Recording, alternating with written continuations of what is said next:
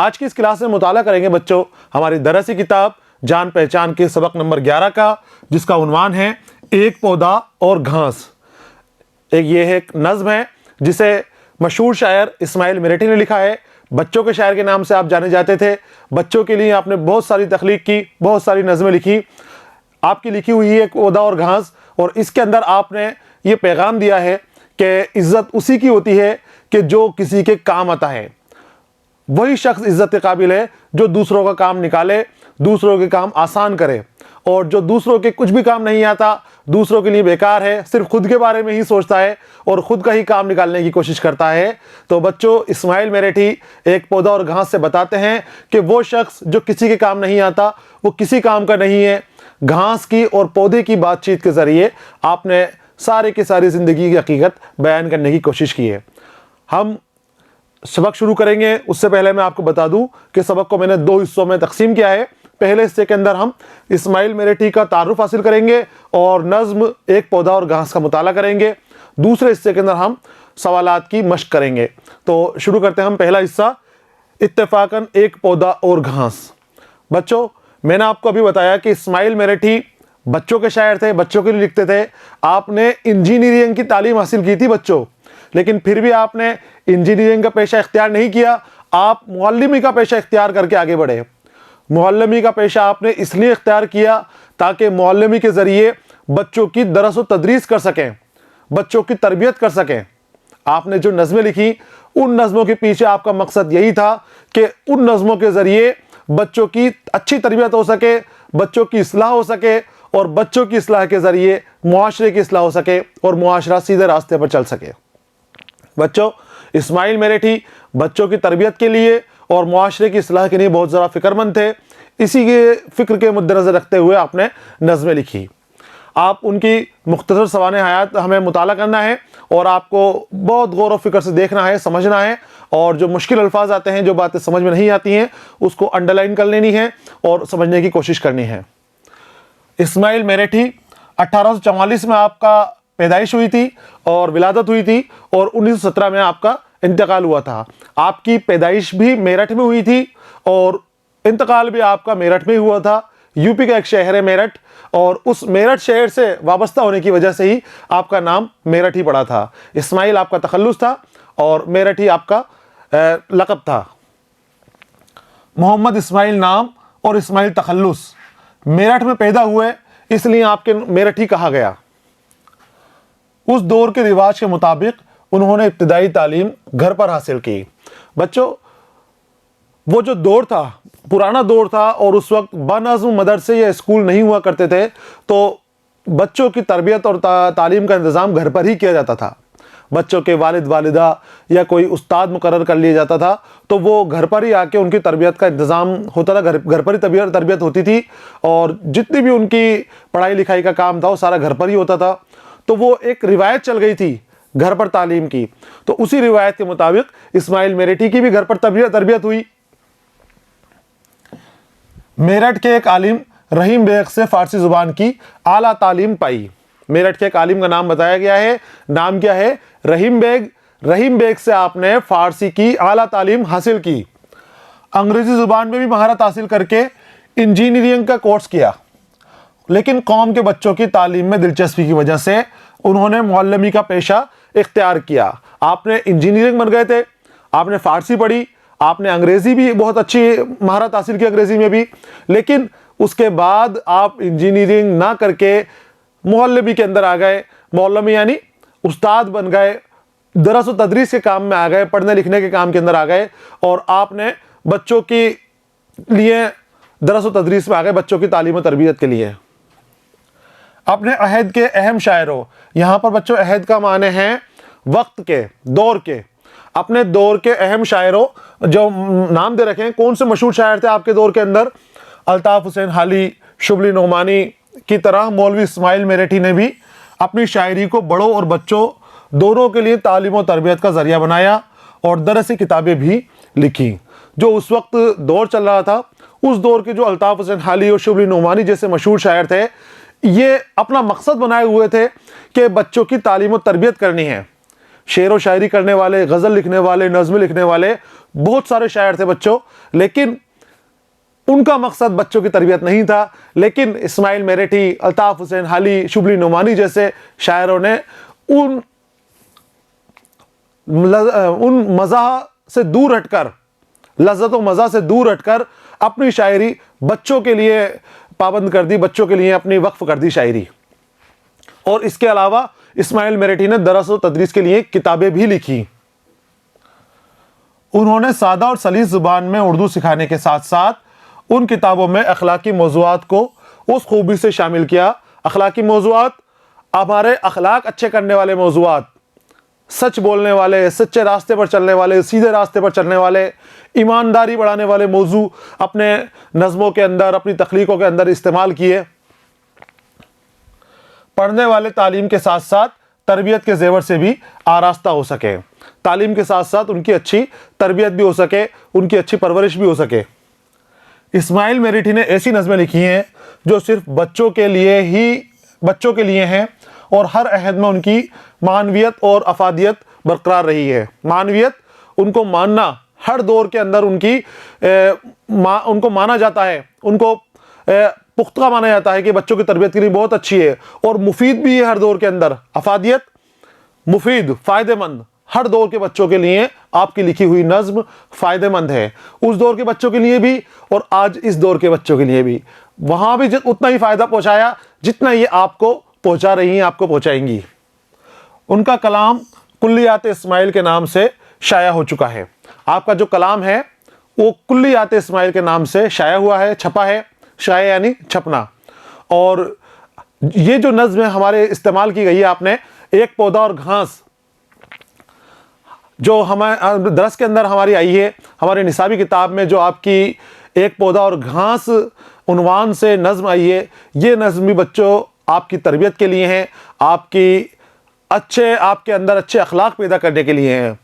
इस नज़्म के अंदर ये पैगाम दिया गया है, बताया गया है कि अगर आप किसी के काम नहीं आते, किसी को फ़ायदा नहीं पहुंचाते, तो लोग आपको पर कोई ध्यान नहीं देंगे, कोई आपकी तारीफ़ नहीं करेगा, कोई आपके पास नहीं बैठेगा, कोई आपको दोस्त नहीं बनाएगा। लेकिन जब आप लोगों को फ़ायदा पहुंचाने लगोगे तो हर आदमी आपके पास रहेगा, आपकी देखभाल करेगा, आपको शुरू से लेकर आखिर तक हर चीज़ से नवाजा जाएगा, तरह तरह के आपके आराइश की जाएगी।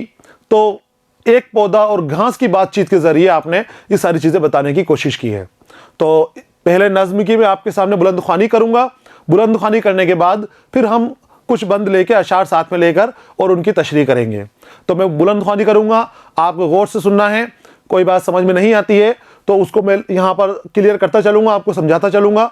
आपको नोटबुक साथ रखनी है अपनी और किताब भी साथ रखनी है, अंडरलाइन करते चलें और जो मुश्किल अल्फाज लगते हैं या समझ में नहीं आते हैं उन्हें अपनी नोटबुक के अंदर नोट करते रहें। और फिर जब हम तशरीह करेंगे, इसका मैं खुलासा करके दिखाऊंगा आपको, तब वहाँ पर उस चीज़ को आप नोट कर लें जो आपको आसान लग रही है।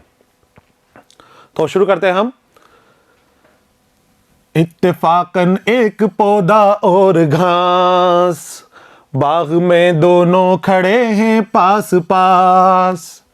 घास कहती है कि ए मेरे रफीक, रफीक यानी दोस्त। बाग के अंदर इत्तेफाक से एक पौधा और घास पास पास उग गए हैं, दोनों पास पास उग गए हैं, बाग में दोनों खड़े हैं पास पास। घास कहती है कि ए मेरे रफीक, क्या अनोखा इस जहां का है तरीक। घास पौधे से कह रही है कि ए मेरे रफीक, ए मेरे दोस्त, इस जहां का क्या तरीक है, क्या तरीका है। तरीक का माने है यहाँ पर तरीका। घास पौधे से बात कर रही, दोनों पास पास खड़े हुए हैं और कह रही है कि इस जहां का तरीका कैसा है, मुझे समझ में नहीं आया, क्या तरीका है हमारी और तुम्हारी एक जात, एक कुदरत से है दोनों की हयात। मिट्टी और पानी, हवा और रोशनी, वास्ते दोनों के यकसा है बनी। मिट्टी और पानी, हवा और रोशनी, वास्ते दोनों के यकसा है बनी। तुझ पे लेकिन है इनायत की नजर, फेंक देते हैं मुझे जड़ खोद कर। घास पौधे से बात कर रही है और पौधे को अपने गिले शिकवे बता रही है, अपने दिल का दर्द बता रही है, तड़प बता रही है कि ए पौधे, हम दोनों एक ही कुदरत से बने हैं। कुदरत ने हमें इसी मिट्टी से पैदा किया है। ये जो रोशनी है सूरज की, ये जो हवा है और ये मिट्टी की जो अफादियत है, वो मुझे भी उतना ही फ़ायदा देती है जितना तुझे देती है, कोई भेदभाव नहीं करती। और एक ही हमारी ज़ात है, दोनों हम पेड़ पौधे हैं, घास है दोनों।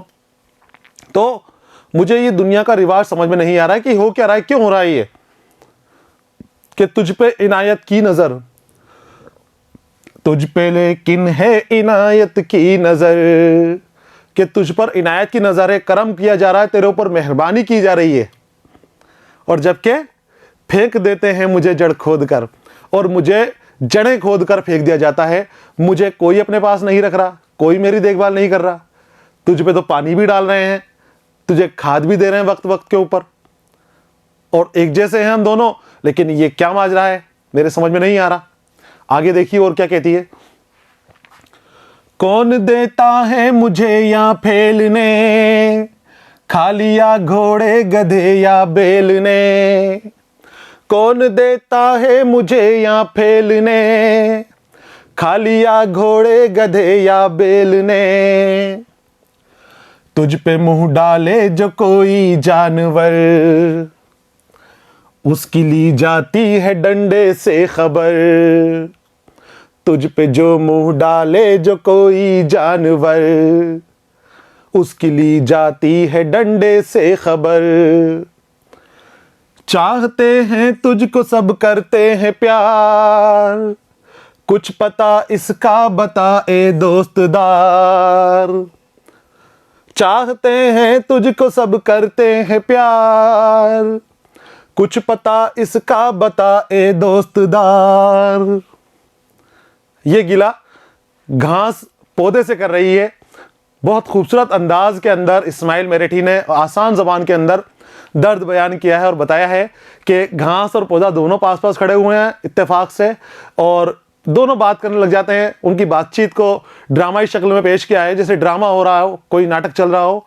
दोनों बात कर रहे हैं और घास कह रही है कि हम दोनों एक ही चीज़ से बने हैं, एक ही मिट्टी, एक ही हवा पानी, रोशनी हमें मुफीद होती है, फ़ायदा पहुंचाती है, कुदरत ने हमें बनाया है। लेकिन ये लोग भेदभाव करते हैं, ये दुनिया के लोग हमारे अंदर तफरीक करते हैं।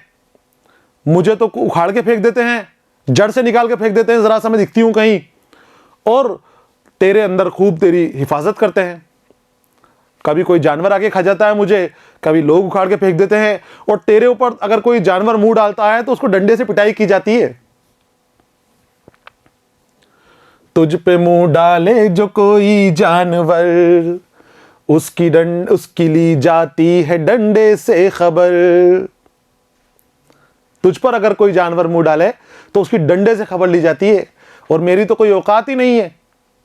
जानवर आते हैं मुझे खा जाते हैं, मुझके ऊपर जानवर छोड़े जाते हैं खाने के लिए। मुझे तो बहुत परेशान है घास, और अपना दुखड़ा पौधे को सुना रही है। अब पौधा उसका जवाब दे रहा है, किसका? घास की बात का, जो घास ने कहा है कि मेरी कोई खबर नहीं लेते, मेरा कोई ध्यान नहीं रखता, सब मुझे परेशान करते हैं, सब मुझे तोड़ देते हैं, फेंक देते हैं, जला देते हैं, हटा देते हैं, लेकिन तेरी बहुत इज्जत करते हैं, तेरा बहुत वक़ार है। बता ऐसा क्यों है? मुझे पूछा सवाल, तो अब पौधा जवाब दे रहा है। उससे पौधे ने कहा यूं सर हिला, पौधे ने सर हिलाकर कहा उससे कि हाँ, मतलब जो तू कह रही है वो बिल्कुल सही है। घास से कह रहा है पौधा कि तू सही कह रही है, लेकिन तुझे गिला नहीं करना चाहिए, शिकायत की बात नहीं है। वो फर्क बताएगा, क्या फर्क है देखो अभी। अब उससे पौधे ने कहा यूं सर हिला, घास सब बेजा है ये तेरा गिला। मुझ में और तुझ में नहीं कुछ भी तमीज, सिर्फ साया और मेवा है अजीज। तो मुझ में और तुझ में नहीं कुछ भी तमीज, सिर्फ साया और मेवा है अजीज। अब पौधे ने घास की बात का जवाब दिया कि घास, मैं जानता हूं तू मुझसे गिला कर रही है, शिकायत कर रही है, और इस बात को भी मानता हूं कि तुझ में और मुझ में कोई फर्क नहीं है। तमीज यानी फर्क, कि तुझ में और मुझ में कोई फर्क नहीं है, दोनों हम एक जैसे हैं, दोनों हरे हरे हैं, दोनों जमीन से उगे हैं, रोशनी में हमारे लिए मुफीद होती है, पानी हमें बराबर का फायदा पहुंचाता है और इस मिट्टी में ही पले बढ़ते हैं और कुदरत ने हमें पैदा किया है। लेकिन फर्क बता रहा है पौधा कि फर्क क्या है, तो ये कहता है कि सिर्फ साया और मेवा है अजीज। फर्क ये है कि मुझसे साया भी मिलेगा और मुझसे मेवा भी मिलेगा, मुझसे फल भी मिलेंगे। लोग इसलिए मेरी कदर करते हैं, इसलिए मेरा ध्यान रखते हैं कि उसे मेरी परवाह नहीं है, लोगों को मैं फायदा पहुंचाऊंगा, मैं लोगों को मेवे दूंगा, मैं लोगों को फल दूंगा, उनको फूल दूंगा, उनको तरह तरह की जड़ी बूटियां दूंगा, इसलिए वो लोग मेरा ख्याल रखते हैं।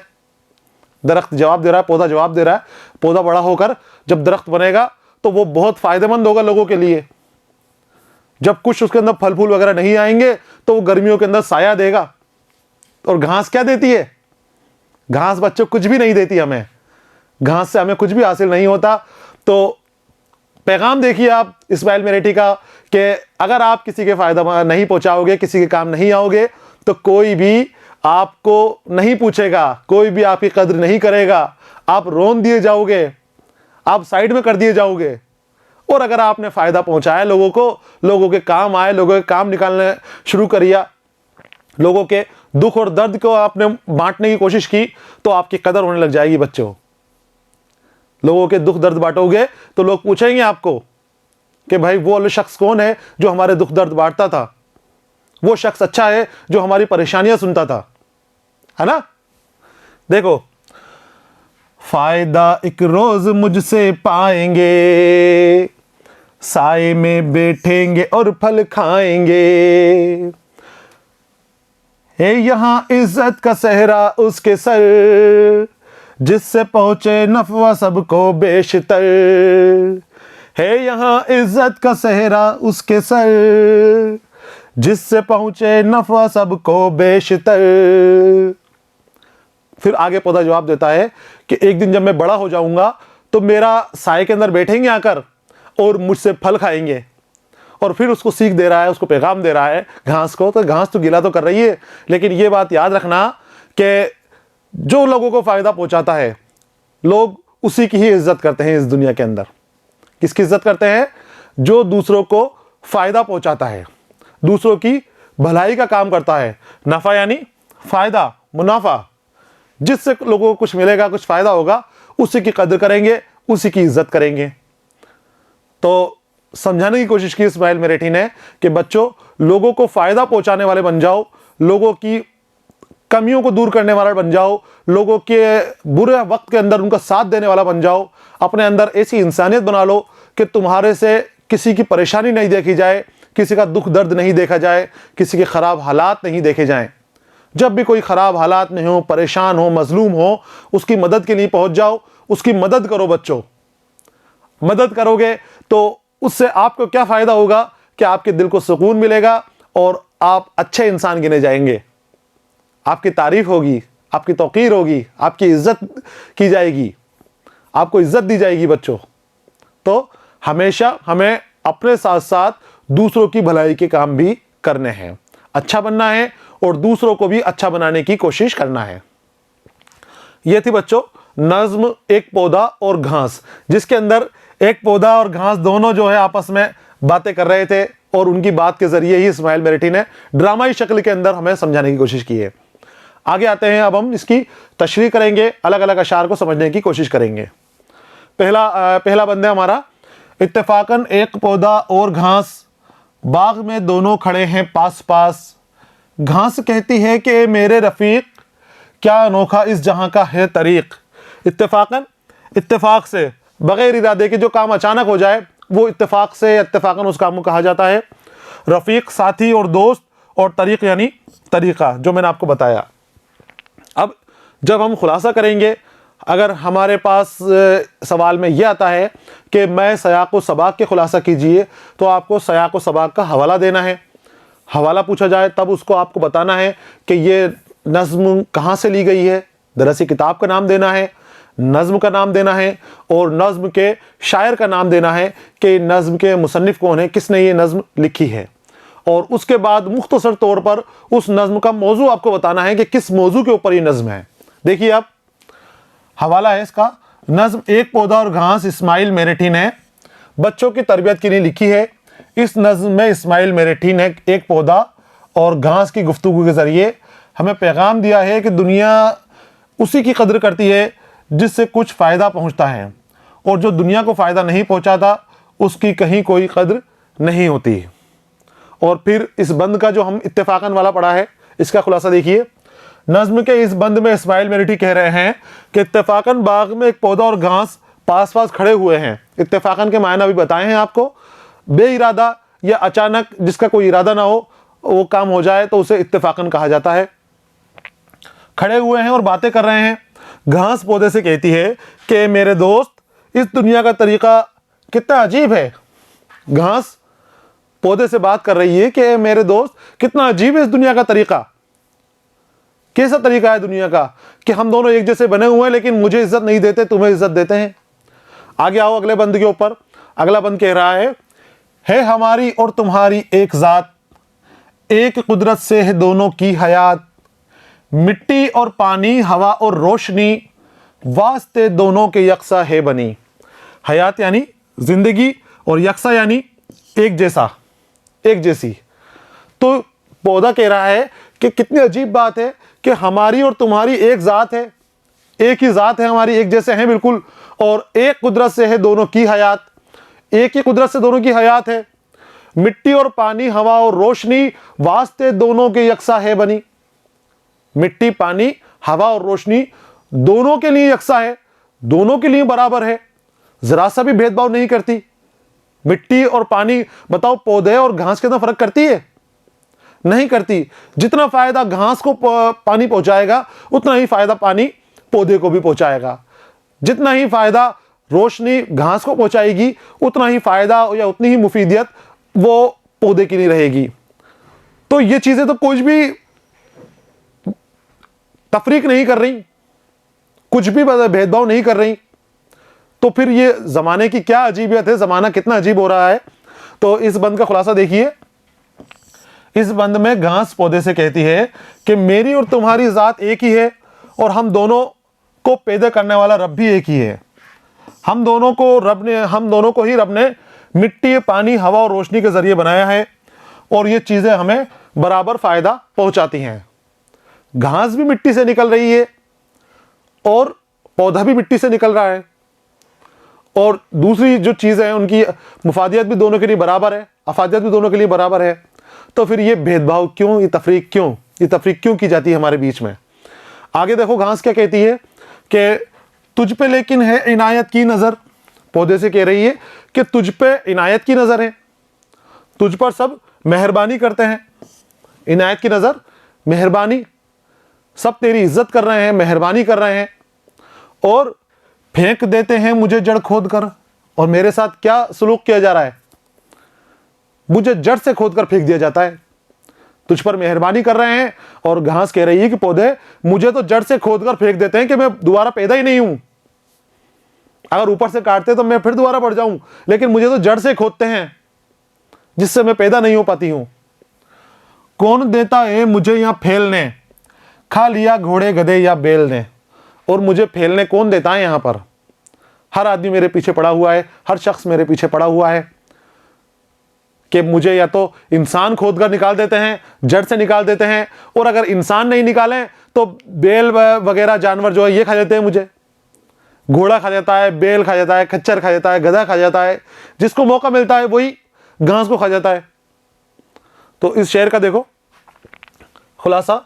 इस बंद में घास पौधे से कहती है कि हम दोनों एक जैसे हैं, लेकिन इस दुनिया का ये अजीब रवैया मुझे समझ में नहीं आ रहा है कि लोग तुम्हारे ऊपर तो बहुत मेहरबानी करते हैं और तुम्हारी देखभाल करते हैं, जबकि मुझे जड़ से खोदकर फेंक देते हैं। अगर इंसानों से बच भी जाऊं तो जानवर मुझे खा जाते हैं, जानवर मुझे चट कर जाते हैं, पेट भर लेते हैं जानवर मुझसे। आगे आते हैं। तुझ पे मुंह डाले जो कोई जानवर, उसकी डंडे से ली जाती है खबर। मुझे जानवर खा जाते हैं, गाय, बैल, घोड़ा, खच्चर, गधे, जिसका मुंह लग रहा है, जिसका मौका लग रहा है, मुझे खा जाता है, मुझे खत्म कर देता है। लेकिन अगर तेरे ऊपर कोई जानवर हमला करे, तुझे कोई जानवर खाने की कोशिश करे या तेरी तरफ मुंह भी करे, तो उस जानवर के डंडे से खबर ली जाती है। डंडे मारे जाते हैं उस जानवर के ऊपर जो पौधा खाने की कोशिश करता है। तो जानवर तुझसे दूर रहते हैं, तेरी हिफाजत की जाती है, और मुझे कोई छोड़ता ही नहीं है। चाहते हैं तुझको सब करते हैं प्यार, तुझे सभी शख्स तुझे चाहते हैं और तुझसे ही प्यार करते हैं, मुझे तो कोई नहीं चाहता। कुछ पता इसका बताए दोस्तदार। दोस्तदार, दोस्त रखने वाला। यहां पर घास कह रहा है कि मेरे दोस्तदार, तू दोस्त रखता है सबको, मैं भी तेरी दोस्त हूं, घास भी तेरी दोस्त हूं, ये बता माजरा क्या है। हर तरफ तेरी ही इज्जत है, तुझसे ही प्यार कर रहे हैं, तेरा ही नाम हो रहा है, तेरी हिफाजत हो रही है, तुझ पर ही मेहरबानी की जा रही है। कितनी सारी चीजें घास ने बता दी, और घास के ऊपर कुछ भी नहीं किया जा रहा। ना कोई मेहरबानी कर रहा है बेचारी की, ना कोई इज्जत कर रहा है, ना कोई उसकी हिफाजत कर रहा है। जानवर आकर खा जाते हैं उसको, बच्चे उसको जड़ से खोद कर निकाल देते हैं, इंसान उसको पौधों के पास से निकाल देते हैं कि घास हमारे किसी काम की नहीं है, इसको फेंको दूर तोड़ के। इस तरह के हाल उसके हो रहे हैं। देखो, इस बंद में घास पौधे से सवाल करती है कि ऐसा क्यों है कि मुझे तो कोई भी तवज्जो नहीं देता, और अगर तेरे ऊपर कोई जानवर भी मुंह डालता है तो उसकी डंडे से पिटाई की जाती है। सब तुझे ही प्यार करते हैं मेरे दोस्त पौधे, मुझे बताइए क्या माजरा है। सब तुझसे ही प्यार करते हैं, तुझे ही चाहते हैं, मुझे कोई नहीं चाहता। तो ये मेरे दोस्त ए पौधे, मुझे बताइए क्या माजरा है, क्या हो रहा है ये।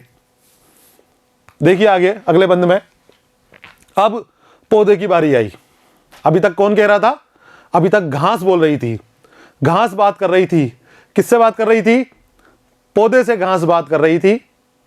वो बता रही थी, अपने दिल का दर्द बता रही थी, अपने दिल की तड़प बता रही थी कि मेरे साथ ऐसा सलूक करते हैं ये लोग, लेकिन मुझे समझ में नहीं आता कि क्यों करते हैं। मैं तो इतनी बुरी भी नहीं हूं, इतनी जलील भी नहीं हूं कि जितना मुझे जलील किया जाता है। अब पौधा बात कर रहा, पौधा उसको जवाब देगा, घास के सवाल का जवाब देगा। देखो, उससे पौधे ने कहा यूं सर हिला। अब पौधा सर हिला रहा है ऐसे करके, यूं सर हिलाया, सर हिला के जवाब दे रहा है। उससे पौधे ने कहा यूं सर हिला, सर हिला के पौधा जवाब दे रहा है। घास, घास के बाद नदाइया फजाइया की अलामत है, उसके बाद रुका जाता है थोड़ा कि घास, पौधा कह रहा है, घास का आवाज लगाई पौधे ने, घास सब बेजा है ये तेरा गिला। ये तेरा गिला जो है ये किसी काम का नहीं है, बेजा है, गलत है, कोई मतलब का नहीं है। तू क्यों गिला कर रही है? तेरी बात सही है, तेरी बात मानता हूं, लेकिन तेरा गिला सब बेजा है। गिला यानी शिकायत। फिर कहता है मुझ में और तुझ में नहीं कुछ भी तमीज, तमीज यानी फर्क। तेरा गिला बेजा है, तू गलत गिला कर रही है, शिकायत मत करे। लेकिन मैं ये भी बात मानता हूं कि तुझ में और मुझ में कोई फर्क नहीं है, हम दोनों एक जैसे हैं, बिल्कुल कोई तमीज नहीं है दोनों के अंदर। सिर्फ साया और मेवा है अजीज। तो फर्क क्या है हमारे अंदर?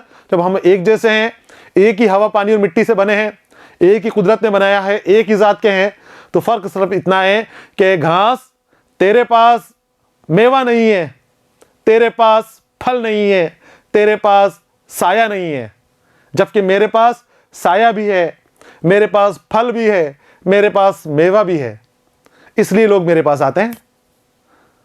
अब घास को बता दिया उसने, पौधे ने, कि देख इस वजह से लोग मेरे पास आते हैं, तू क्यों परेशान हो रही है, क्यों शिकायतें कर रही है इधर उधर, क्यों तू तड़प रही है, क्यों तू रो रही है।